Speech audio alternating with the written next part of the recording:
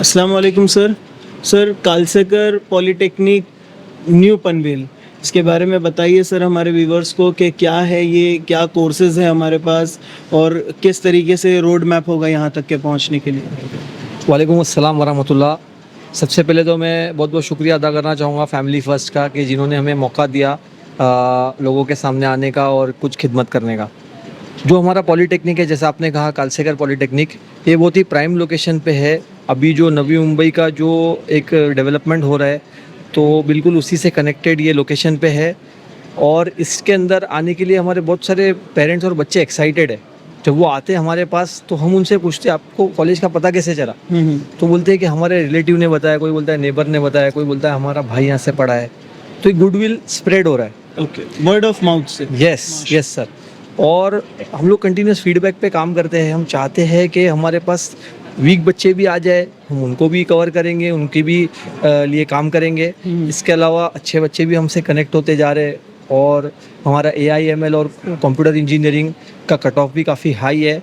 और girl students के हमारे पास अभी काउंट पिछले 2-3 साल से काफ़ी ग्राफ ऊपर जा रहा है हमारा। माशाअल्लाह। तो अब वहाँ आने के लिए मिनिमम तो SSC पास स्टूडेंट का होना होगा। उसके अलावा जितना ही उन्होंने SSC में मेहनत किया, अच्छा उनका स्कोर होगा, तो उतना उनको मनपसंद ब्रांच मिलेगा। और एडमिशन मिलने के बाद भी उनको एक प्रॉपर मतलब कोर्स इजी लगेगा और इंटरेस्टिंग लगेगा।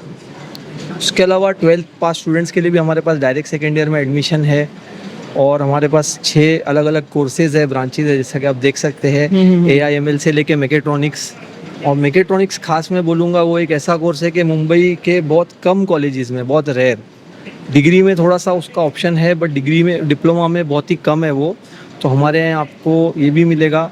लास्ट में हम इतना ही रिक्वेस्ट करते हैं व्यूअर्स को, पेरेंट्स को, स्टूडेंट्स को कि हमारी वेबसाइट विजिट करें और एक बार कैंपस आ जाए, ताकि आपको लैब और फैकल्टी सबसे इंटरेक्शन करने मिलेगा। बिल्कुल। सर ये मैकेट्रॉनिक्स के बारे में जो 2 साल का डिप्लोमा है 10वीं के बाद में, थोड़ा सा इसके बारे में आप एक्सप्लेन कर देंगे तो थोड़ी क्यूरियोसिटी बढ़ जाएगी। बहुत अच्छा, जज़ाकल्लाह सर।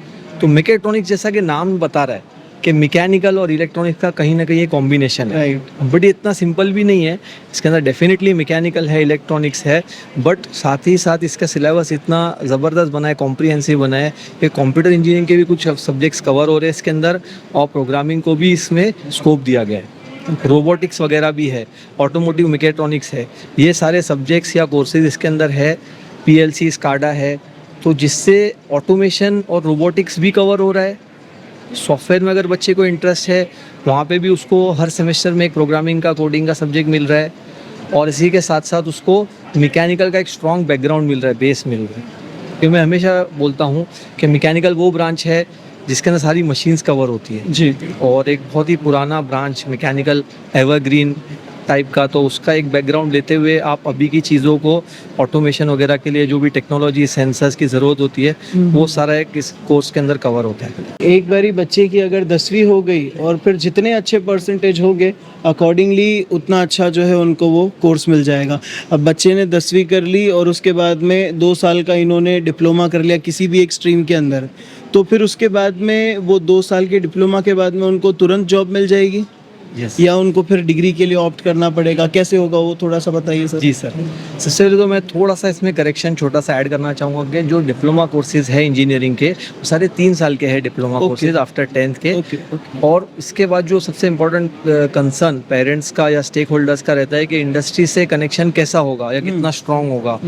तो मैं आपको बता दूं कि जो नया सिलेबस आया है गवर्नमेंट का, MSBT जो महाराष्ट्र बोर्ड है डिप्लोमा का, उसका जो NEP के अकॉर्डेंस में है, नेशनल एजुकेशन पॉलिसी, यस। तो उसके अंदर उन्होंने बहुत अच्छा एक इम्प्रूवमेंट ये लाया है कि सेकेंड ईयर के बाद बच्चों को वैकेशन नहीं है। After 4th sem they have to join industry, they have to be a part of industry as a hands on experience, like that. Internship training. तो इसके लिए वो 4th सेम जैसे स्टार्ट होता है, तो यानी 3 महीना वो बच्चे अपनी पढ़ाई के साथ साथ इंडस्ट्री से कनेक्ट होते हैं, फेस इंटरव्यू मिलता है उनको। हाँ, वो कंपनी ढूंढते अपने इंटरेस्ट की, वो फेस करते हैं इंटरव्यू, रेज्यूमे बनाना सीखते हैं, सब कुछ सीखते हैं, ये एक्टिविटी स्टार्ट हो जाती है। उसके बाद जैसे एग्जाम एंड होता है तो ये बच्चे उस कंपनी में जाते हैं।